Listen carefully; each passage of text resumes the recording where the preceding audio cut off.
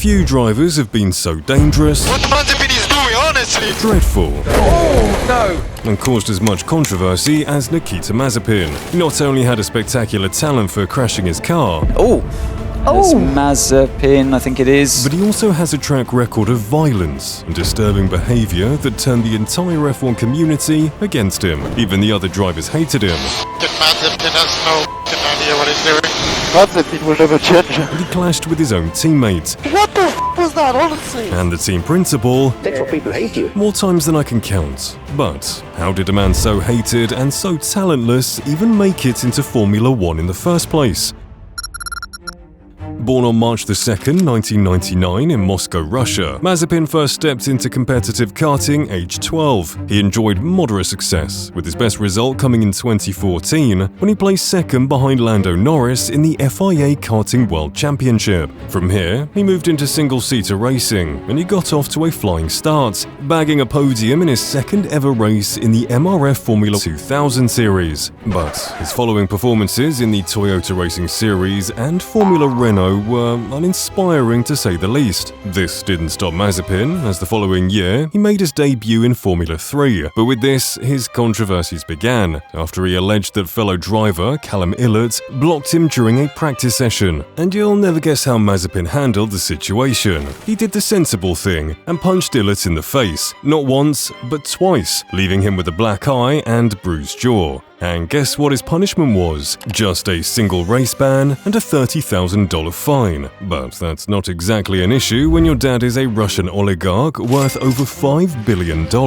Still, the outburst left a dark stain on Mazepin's resume, which wasn't exactly helped by the fact that he finished dead last in the championship out of all the full-time entrants. The bar literally couldn't have been any lower, but he did manage to improve the following year, placing 10th in the championship, and he somehow managed to resist the urge to assault his fellow drivers. So, even if he was still a little crash-happy, I'd call it a win by Mazepin standards. His following year in GP3 was, dare I say, mildly impressive. He won 4 races, which was the most out of any driver that year, and was the runner-up in the championship. But it wouldn't be Mazepin without him having at least one hilarious crash. But Mazepin's streak of luck quickly ran out when he made the jump to Formula 2, which was nothing short of a disaster. Not only were his results dismal, even getting beaten by the legendary Mahavir Raghunathan on several occasions, but he also caused one of the biggest crashes of the year, which hospitalized a fellow driver. Mazepin forced fellow driver Jack Aitken wide, before then failing to rejoin the track properly, colliding with Aitken's front right tyre. Mazepin was then sent hurtling into the unsuspecting Nobuharu Matsushita, launching both drivers into the wall. The blame was pinned solely on Mazepin. He received 4 penalty points and a 15-place grid drop for the following race. But that's nothing compared to what he gets up to later. Now, you'd be thinking that surely Mazepin's last season in F2 would have to be legendary for him to move up to the big leagues. Well, not exactly. Not only did he have an unremarkable year, securing 5th in the championship, but he was also the subject of yet more controversy. During the Belgium Grand Prix, he forced Yuki Tsunoda wide and received a 5-second penalty, demoting him from first place to second. I don't think Mazepin could have been more furious, as he drove at dangerously high speeds into Parc Ferme, slamming into the P2 bollard, which almost hit Yuki. But I bet Yuki was just thankful he didn't get violently assaulted. So, you're now probably thinking, how the hell did this guy even make it into F1 with a season like that? And I have the answer for you: money. Lots and lots of money. Mazepin had previously used his daddy's fortune to buy himself the role of test and reserve driver for the Sahara Force India F1 team, and even paid his way into a testing session with Mercedes. But what he did next took things to a whole nother level. Daddy Mazepin's company, Uralkali, paid millions of dollars to become the title sponsor of the Haas F1 team. And as part of that deal, Nikita got the promotion he so desperately wanted.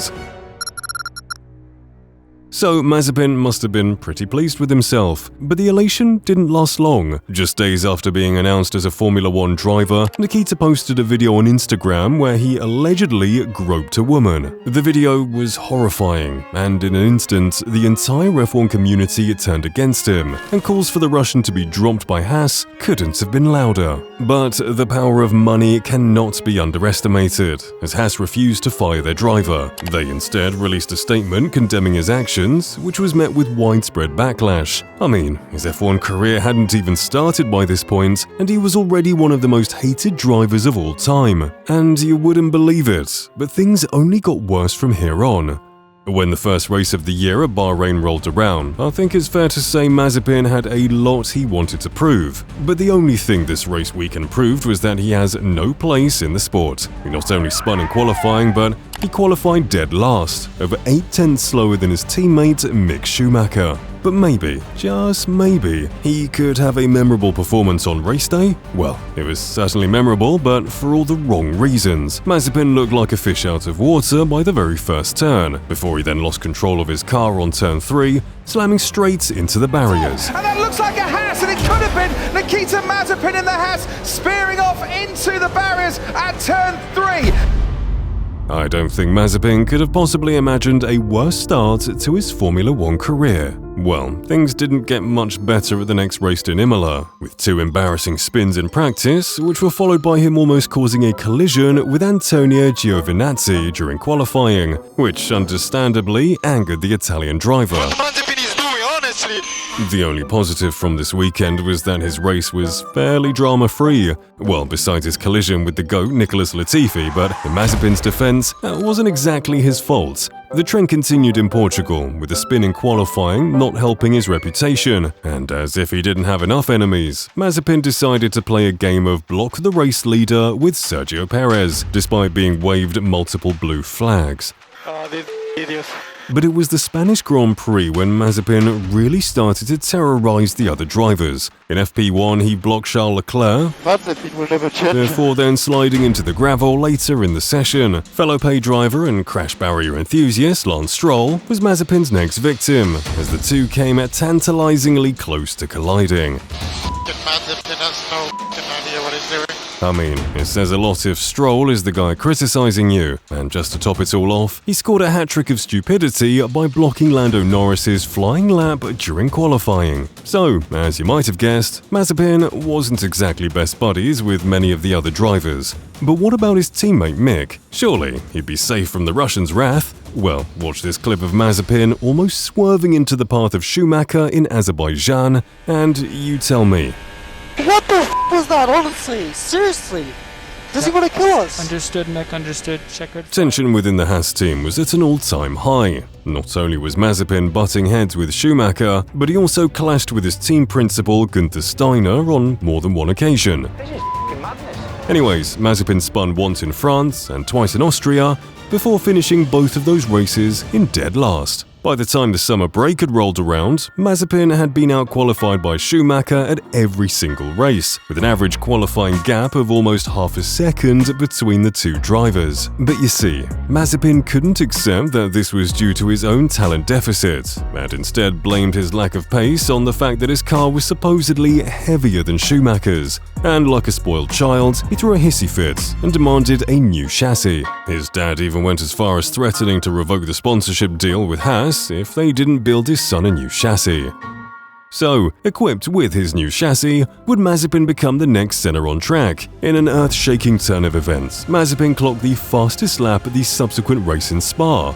Was this it? Had the chassis really been holding the true talent of the Russian back? Well, not exactly. The race was only 2 laps long due to heavy rainfall, with both laps being completed behind the safety car. So, unfortunately for Nikita, he was stripped of his fastest lap title and reminded that no amount of money can buy talent. The Dutch Grand Prix was yet another trailblazing weekend for Mazepin. He started off strong by spinning his car during practice and beaching himself on the gravel, kind of reminiscent of another driver. He then added Vettel to his list of enemies by blocking him during qualifying, and to top it all off, he once again attempted to end his teammate's life on race day with some overly aggressive driving. Mick was on the receiving end of Mazepin's wrath once again in Italy. This time, the Russian attempted to dive bomb down the inside of Schumacher, sending him spinning off track. And that was made even more comical as Mazepin blamed Mick on the radio. They absolutely turned into me.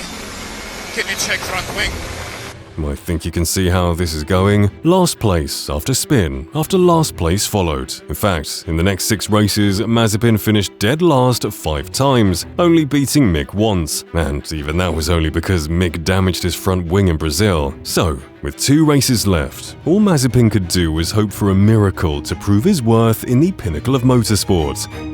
Well, he did exactly the opposite, spinning in practice at Jeddah before launching a violent charge into the rear of George Russell during the race. Oh, no! But thankfully, this story has a happy ending. In a gift from the gods, Mazepin tested positive for COVID, preventing him from competing in the final race of the season, sparing the other drivers from his reign of terror.